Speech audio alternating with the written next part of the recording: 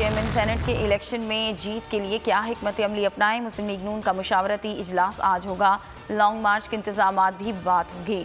जराये के मुताबिक JUI अब्दुल गफूर हैदरी को डिप्टी चेयरमैन का उम्मीदवार लाना चाहती है, जबकि पीपल्स पार्टी ने MKM को हुकूमत का साथ छोड़ने पर डिप्टी चेयरमैन का ओहदा देने की तजवीज़ दी है।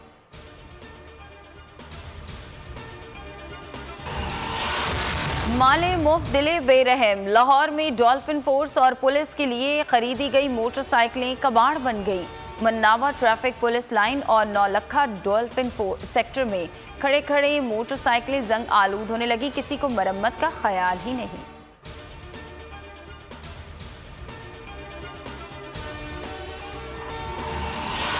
बायो बबल के बावजूद कोरोना के बायस PSL के इल्तवा का जिम्मेदार कौन। PCB का तहकीकात का फैसला। मेडिकल और क्रिकेट एक्सपर्ट पर मुश्तमिल आज़ाद कमेटी तश्कील दिए जाने का इम्कान।